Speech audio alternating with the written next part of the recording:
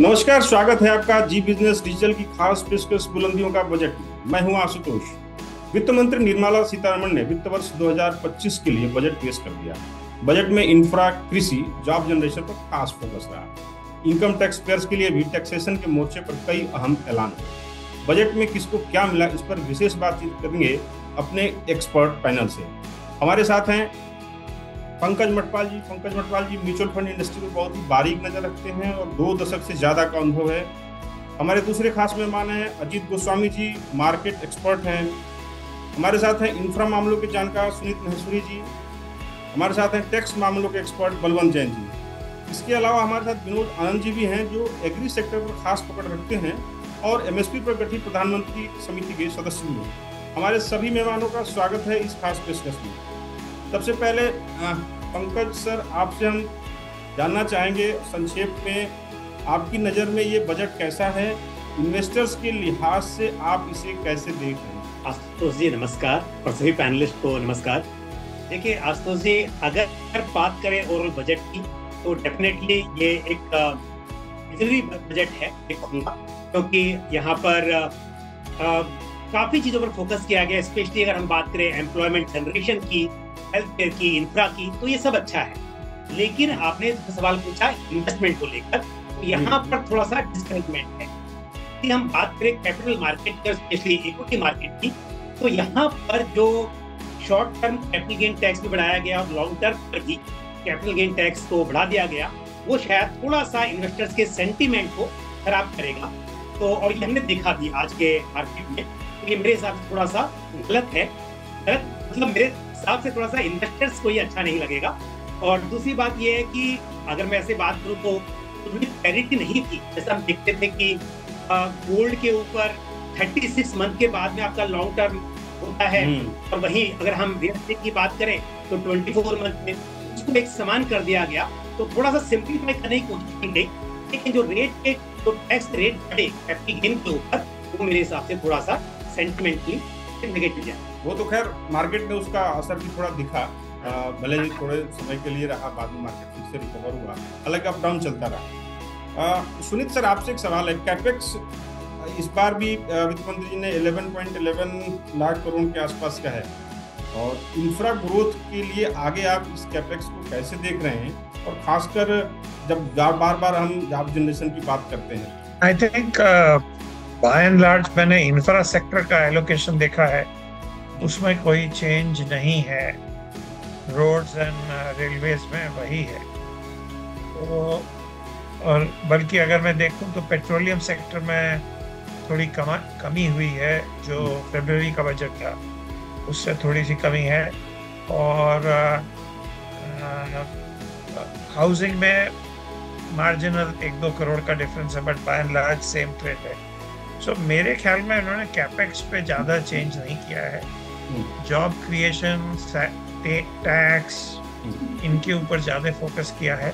हाँ, मुझे एक चीज़ जरूर नोट करने को आई कि स्पेशल पैकेज जो इनको 2 स्टेट को देना था for reasons of political compulsions, वो इन्होंने स्पेसिफिक प्रोग्राम्स के लिए दिया है, या स्पेसिफिक चीज़ के लिए दिया है। ऐसा जनरल जनरल नहीं दिया है, तो विच इज गुड। और आंध्र प्रदेश को खासकर वो लोग वर्ल्ड बैंक के थ्रू करेंगे, तो वहाँ तो तहकीकात पूरी होती है, प्रोजेक्ट इवैल्यूएशन होता है, फिर उसके बाद देगा। हालांकि गवर्नमेंट इज फैसिलिटेटिंग इट।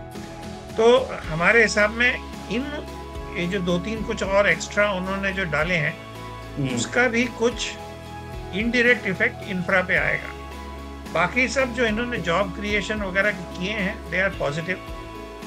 आपके पंकज जी ने जो टैक्स के ऊपर बोला, उसमें मुझे सिर्फ एक ही चीज पे लोगों का ध्यान दिलाना है कि जी, जो एक तरह से रेट्रोएक्टिव टैक्स हो रखा है, बिकॉज जो इंडेक्सेशन बेनिफिट है वो अब नहीं मिल रहा, particularly on property, and that's going to be a big event for those who have been holding. See, there are some set of people who are holding property for investment, but there are others who are holding a larger property and they want to probably move into smaller property. So I think people like me who are planning all of this in our retirement years, I think we are going to be fairly severely hit because of this indexation benefit going away. ठीक है sir, इसको भी अब देखते हैं कि इसका असर कैसे आगे दिखता है। अजीत सर, बाजार में बजट के बाद से बड़ी हलचल थोड़ी सी दिखी, खासकर पंकज सर भी जिक्र कर रहे थे कि कैपिटल गेन का जो मसला था, और उसमें इसके अलावा फ्यूचर एंड ऑप्शन में एसटीटी का भी एक मसला है। तो अब आप कैसे देख रहे हैं कि ये कितना मार्केट इसको एब्जॉर्ब कर लेगा, या कितना उसका आगे का इम्पैक्ट दिखेगा मार्केट पर? आशुतोष जी नमस्कार, आपको और सभी पैनलिस्ट को नमस्कार, और दर्शकों को भी नमस्कार। देखिए, ये बजट वैसे मेरे हिसाब से तो काफ़ी संतुलित बजट है, और जो पंकज जी ने भी कहा मैं उस बात से सहमत हूँ। देखिए, हमारी आशा क्या थी? हमारी आशा थी कि कैपिटल गेन में ज़्यादा छेड़छाड़ नहीं होगी, जो कि इस केस में काफ़ी बढ़ा दिया गया, एकदम चेंज कर दिया गया। तो अगर हम ये जैसे लॉन्ग टर्म भी हम कैपिटल गेन पे या जो मान रहे थे, हम ये मान रहे थे कि इंडेक्सेशन बेनिफिट्स के साथ ये चेंजेस आएंगे, ठीक है, अगर कुछ बढ़ता भी तो अचानक, क्योंकि जब भी आप मार्केट की आशा के थोड़ा सा भी विपरीत कुछ एक्शन होता है तो मार्केट स्वाभाविक है उसको रिएक्ट करता है। तो अभी जो आज के डेट में जो रिएक्ट हुआ है मार्केट में, थोड़ा वो उसी दिशा में हुआ है, और हमको ये तो पता ही था कि रेगुलेटर्स कुछ ना कुछ फ्यूचर एंड ऑप्शंस पे कुछ ना कुछ करने की तैयारी कर रहे हैं, उसके संकेत मिल रहे हैं, शायद तैयारी दिख रही है। यस, तो वो तो उस डायरेक्शन में ही था। बट हाँ, एकदम आज की डेट में मार्केट को ये पचा पाना एकदम कि टैक्स थोड़ा सा बढ़ गया है, और वैसे हालांकि मुनाफे में ही बढ़ा है, तो भी लोग तो इसको एक अलग दिशा के हिसाब से सोचते हैं, तो बस वही यहाँ पर इम्पैक्ट पड़ रहा है। लेकिन एक शॉर्ट टर्म वाला भी मसला है, उस पर हम आगे चर्चा करेंगे। अब सर विनोद सर, आपसे कमेंट चाहेंगे, एग्रीकल्चर का मामला था, कैसा रहा सर? खासकर एग्रीकल्चर, पूरा एलाइड सेक्टर, अब हम आप नटसेल में बताइए कि कितना प्रोग्रेसिव और कितना इंक्लूसिव है? ये तो सुपर प्रोग्रेसिव है आशुतोष जी। 1,54,000 करोड़ का बजट एग्रीकल्चर एलाइड सेक्टर, बिल्कुल 155 बायो यूनिट्स शुरू किए जाने हैं, 1 करोड़ ऑर्गेनिक फार्म को इससे हेल्प मिलेगी। जो मुख्य मुद्दा था ट्रेसेबिलिटी का, जो एक टेस्टिंग की जो थी, उसका समापन समारोह बस होने वाला है इस बजट के बाद। दूसरा जो सबसे आप देखेंगे, उन क्षेत्रों से जहाँ से माइंडलेस माइग्रेशन आज से नहीं पिछले 75 साल से हो रहा है, और पता नहीं पिछले कई वित्त मंत्री ध्यान नहीं गया। हालांकि पता नहीं क्यों बिहार से तो काफी बड़े बड़े वित्त मंत्री रहे, जो बहुत सारा हल्ला हंगामा भी किसानों को लेके करते रहे, और बड़े वित्त मंत्री थे, बहुत वर्षों तक उनको मौका मिला। पहली बार ऐसा हुआ है कि पूर्वोदय की बातचीत हुई है, और जो नेपाल से जो नदियां बह के आती है जिससे बिहार डूबता है, और जो पोस्ट माइग्रेशन होता था, पहली बार भारत की अर्थव्यवस्था में उसके बारे में बजट पे बातचीत की गई है। तो budget is a policy document, और इस पॉलिसी में जो कुछ होता है उसके लिए फिस्कल रिस्पॉन्सिबिलिटी मैनेजमेंट बिल के तहत उसको एग्जीक्यूट करना पड़ता है, इसलिए काफी बढ़िया बजट है। एक तो ये बात होगी। दूसरी आप देखेंगे आत्मनिर्भरता के लिए, ऑयल सीड्स के लिए खास करके, और जो पल्सेज हैं, पल्सेज में में खास करके हम बाकी चीजों में तो आत्मनिर्भर हो गए हैं, लेकिन जो अरहर की दाल होती है और उसमें उड़द की दाल है, इन दो चीजों के ऊपर हम अभी आत्मनिर्भर नहीं थे, तो उसमें विशेष प्रावधान किया गया है उसमें इन्वेस्टमेंट का। तीसरा, जो लोग R&D का हल्ला रोते थे, ICAR जैसी संस्थाएं, हालांकि उनका बजट थोड़ा कम हुआ है, लेकिन R&D में वो ICAR के इंस्टीट्यूशन प्राइवेट सेक्टर के साथ बैठ करके बातचीत करें। इससे अच्छा उन्होंने यही कह दिया कि आइए प्राइवेट सेक्टर को खुला मंत्रण दिया है, और उसको उसके अनुसार पैसा भी देंगे, आपको R&D का पैसा देंगे, आप रिसर्च कीजिए। हमारी जो 109 वैरायटी जो बनी हुई है उसी को लेकर के आप उस पर रीपैकेजिंग करके मत बेचिए। तो ये एक सीधा सीधा संकेत है जर्म प्लाज्मा और कल्टीवर्स के का जो व्यापार होता था हमारे देश में पहले, उसको कंट्रोल करने का रेगुलेटरी मतलब आप एकदम मानते हैं कि प्रोग्रेसिव और इंक्लूसिव बजट है एग्रीकल्चर के लिए। बहुत लंबे समय तक इसका प्रभाव पड़ेगा, ये अगले 3-4 सालों तक, और लंबा आमूलचूल परिवर्तन होगा।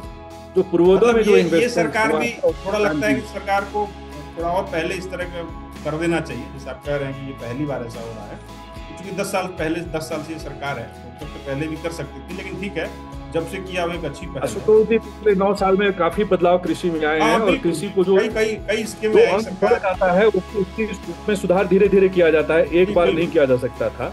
बिल्कुल सर। तो इसलिए ऐसा बलवंत सर, अब आपके पास आते हैं टैक्सेशन को लेकर। जैसा कि आप पहले से ही ये अनुमान लगा रहे थे कि सरकार जो भी बदलाव करेगी और जो भी रियायतें देगी वो न्यू टैक्स रिजीम में ही टैक्स पेयर खासकर सैलरी को मिलेगा, और वैसा कुछ न कुछ अनुमान के मुताबिक वैसा ही रहा।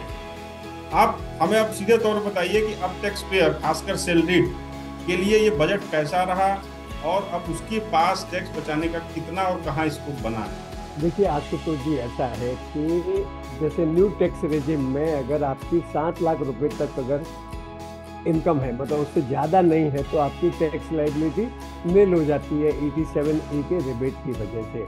गवर्नमेंट चाहती है कि आप ज़्यादा से ज़्यादा लोग जो हैं वो न्यू टैक्स रेजिम ऑप्ट करें, मतलब आप निवेश वगैरह कुछ नहीं करो और प्योर जो इनकम का डेटा है वो गवर्नमेंट के पास पहुँचे। उसके लिए देखिए, आप गवर्नमेंट ने जो स्टैंडर्ड डिडक्शन है रेजिम ऑप्ट करते हैं, उनके लिए 50,000 से 75,000 बढ़ाया है। जो एम्प्लॉयर का एनपीएस का कंट्रीब्यूशन है उसका 10,000 से 10% से 14% किया है। इसके अलावा जो फैमिली पेंशन में जो डिडक्शन था वो 15,000 से 25,000 किया है। इसके अलावा जो टैक्स रेट है न्यू टैक्स रेजिम की, उसमें भी बदलाव किया और थोड़ा एट्रैक्टिव किया है। तो गवर्नमेंट चाहती है कि ज़्यादा से ज़्यादा लोग न्यू टैक्स रेजिम ऑप्ट करें।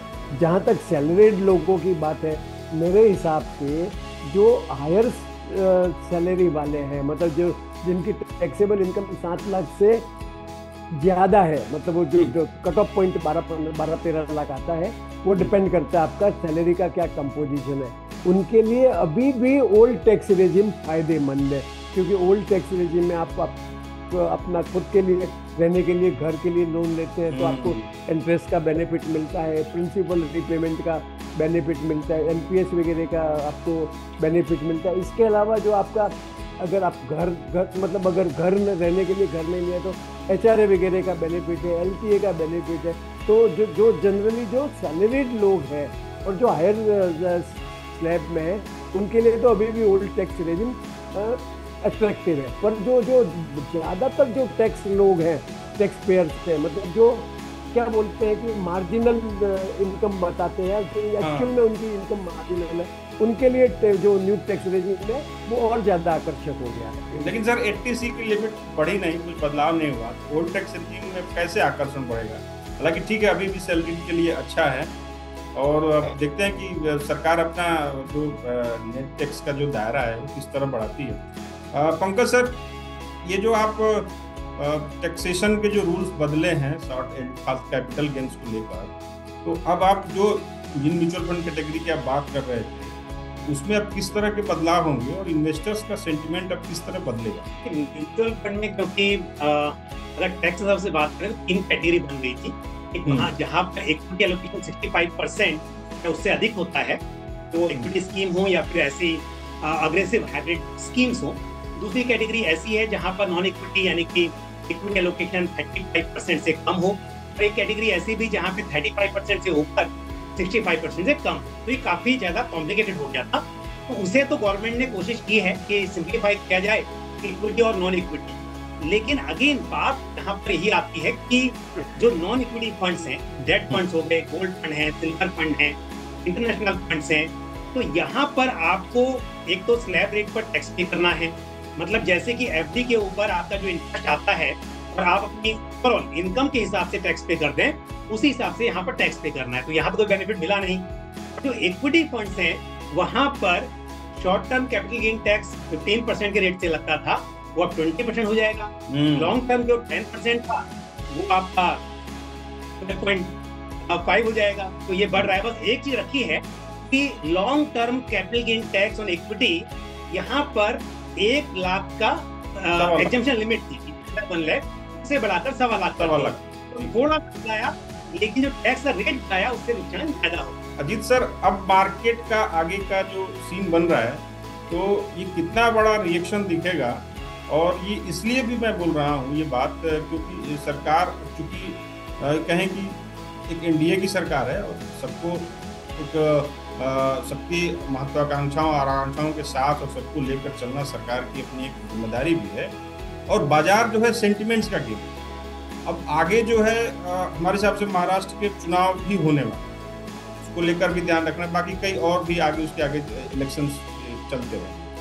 अब जो सेंटिमेंट्स बन रहे हैं बाजार के लिए इस पूरे बजट के बाद, और जो टैक्सेशन के पूरे जो रूल्स रेगुलेशन बदले हैं वो किस तरह बन रहे हैं? देखिए आशुतोष जी, जो हम अगर इस बजट में टैक्सेशन वाला पार्ट को निकाल देते हैं तो मेरे ख्याल से हम सभी सहमत हैं कि बजट एक बहुत ही संतुलित है, जहां हमने विकास के ऊपर, ग्रोथ पे, स्किलिंग पे, अर्बन डेवलपमेंट पे, इंफ्रास्ट्रक्चर पे, एनर्जी, जो हमारे एक विकसित भारत की जो नीड्स हो सकती हैं, गवर्नमेंट उसी प्लान को उसी दिशा में काम कर रही है। ये तो हम सब एग्री करते हैं, ठीक है। ये एक थोड़ा सा टैक्सेशन है, क्योंकि देखिए इन्वेस्टर्स भी हमेशा ज़्यादा चाहते हैं कि उन्हें ज़्यादा से ज़्यादा मिले, बट क्या हम सिर्फ इन्वेस्टमेंट टैक्स की वजह से करते हैं? तो मैं ये बोलूँगा कि सिर्फ हम वो डिसीजन मेकिंग में यस इम्पॉर्टेंट होता है, लेकिन वो पूरा का पूरा सिर्फ हम इन्वेस्टमेंट डिसीजन टैक्स लेके नहीं लेते हैं। तो लॉन्ग टर्म जो इंडिया की ग्रोथ स्टोरी है, ठीक है, वो अभी भी इंटैक्ट है, वो तो अभी भी पॉजिटिव है, और उसी दिशा में गवर्नमेंट काम कर रही है। जो इन्होंने जो स्कीम्स लाए हैं इंफ्रास्ट्रक्चर के लिए, जो कैपेक्स 11 लाख करोड़ का जो लिया है, जो फिस्कल डेफिसिट है वो भी अब देखिए 4.9% ऑफ द जीडीपी रखते हैं, तो पॉजिटिव है। मैक्रो बेस्ड नंबर्स बहुत पॉजिटिव हैं, यस।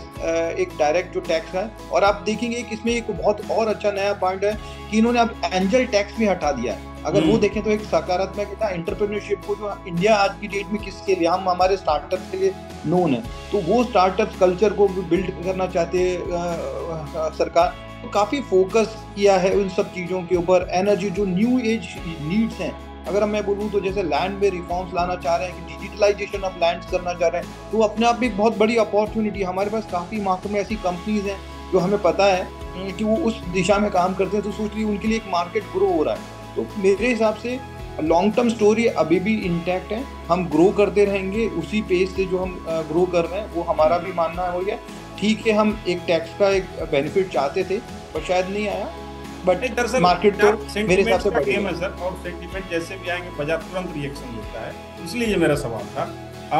विनोद सर, ये बिल्कुल जो कृषि को लेकर हम बात कर रहे थे कि कृषि पर सरकार का काफ़ी फोकस है, पिछले 9 सालों में सरकार ने कई ऐसे अहम फैसले किए, और इसमें जैसा कि आप बता रहे हैं कि काफ़ी प्रोग्रेसिव इंक्लूसिव बजट है। अब जब हम, जैसे हमने पहले भी बात की कि अब इसमें नए तरीके से जॉब जनरेशन हो रहा है, इस बजट के बाद से आपको कैसे लगता है कि उसमें कितना मल्टीप्लिकेशन और कितना मल्टीप्लायर का काम करेगा ये जो वित्त मंत्री जी ने जो नया बजट खासकर कृषि सेंट्रिक जो ऐलान किया है, जो घोषणा है? आशुतोष जी, पहली बार बजट में टोटल फैक्टर प्रोडक्टिविटी की बात की गई है, बिल्कुल टेक्निकल टर्म से, बिल्कुल। और जो इन्वेस्टमेंट होगा या फिर जो कुछ भी पैसा खर्च होगा उसका रिटर्न आपको बताना पड़ेगा, इम्पैक्ट क्या है। इसका मतलब ये हुआ, अगर हम अर्थशास्त्र के लहजे में समझें, देखिए एमएसएमई में आपकी जो सबसे बड़ा एम्प्लॉयर है, आप उसमें इन्वेस्टमेंट देखेंगे, और जो इनोवेटिव इन्वेस्टमेंट उसमें है वो अपने आप में यूनिक है। बजट डॉक्यूमेंट इसके बारे में काफ़ी सारी बातें कह रहा है। एक्सपोर्ट हब बनाना दूसरी बात। तीसरी बात जो सबसे इम्पॉर्टेंट है, जो अभी तक लोगों ने ऑब्जर्व नहीं किया, वो ये है कि आपके और हमारे एक जो इकोसिस्टम है फूड सिक्योरिटी का, उसमें सबसे ज़्यादा इम्पोर्टेंट है प्रोडक्शन प्लानिंग की, प्रोडक्ट प्लानिंग की, ना कि प्रोक्योरमेंट प्लानिंग की। प्रोक्योरमेंट प्लानिंग तो वैसे भी काफ़ी समय से लोग कर रहे हैं। जो प्रोडक्शन प्लानिंग है खास करके, और उसके लिए 400 जिलों में crop survey, digital crop survey, ये पहली बार हो रहा है, और इसका इतना फायदा मिलेगा प्राइवेट सेक्टर को, खास करके वैसे लोग जो एनसीडेक्स के चंगुल में फंसे रहते थे, या फिर एक मतलब आप समझिए कि शिकागो बोर्ड ऑफ ट्रेड के जो रिटोरिक है उसमें जो फंसे रहते थे, उससे बाहर निकलेंगे। वो डेटा जो मार्केट इंटेलिजेंस का है, जो एक रूरल मार्केट इंटेलिजेंस का है, खास करके प्रोडक्शन का, वो बाहर आएगा। डिजिटल क्रॉप सर्वे की मैं बात कर रहा हूँ।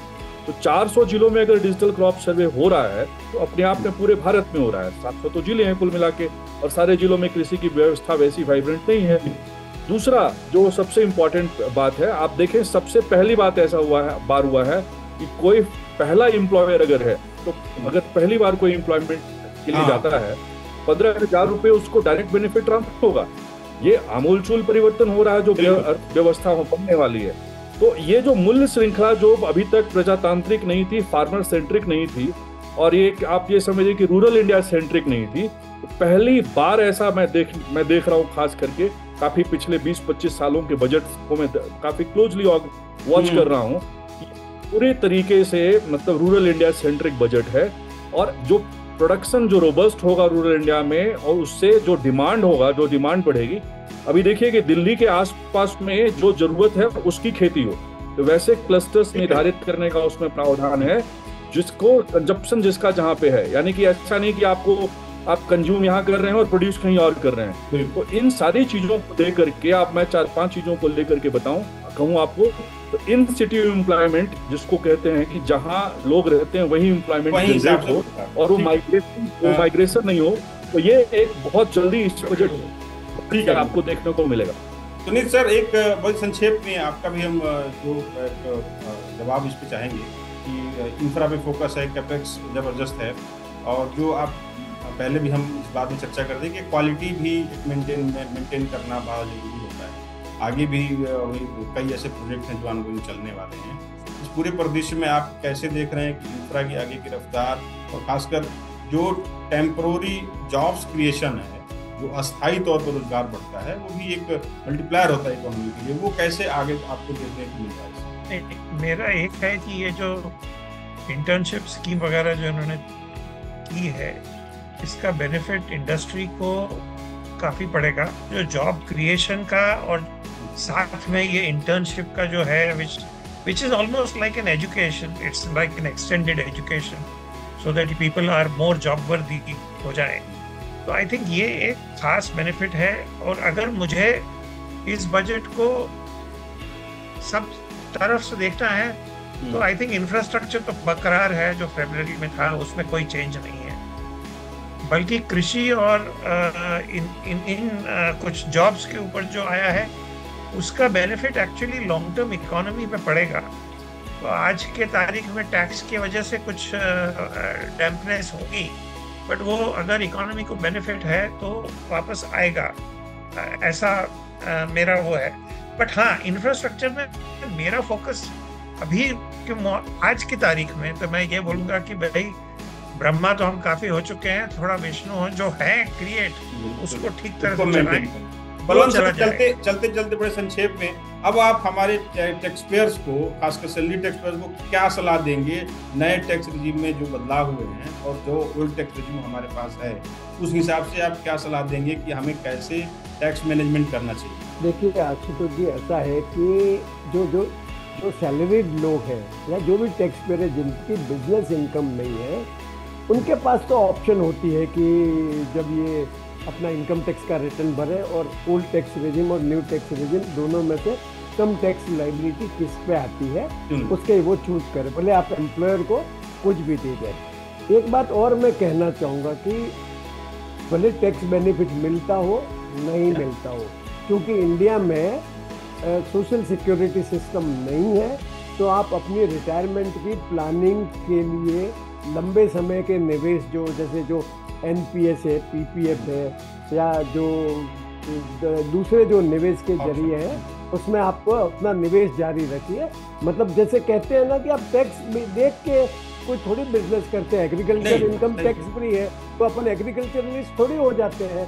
तो आप टैक्स को इग्नोर करिए और अपनी जो फाइनेंशियल प्लानिंग है वो सही तरीके से लॉजिकली करिए। ठीक है सर। बहरहाल वित्त मंत्री जी की कोशिश बजट को संतुलित, जॉब ओरिएंटेड, प्रोग्रेसिव और ग्रोथ सेंट्रिक बनाने की रही है। अब इसका कितना पॉजिटिव असर आने वाले समय में होगा, ये हम सभी को दिखाई देगा। इस विशेष बातचीत के लिए हमारे सभी मेहमानों का बहुत बहुत शुक्रिया।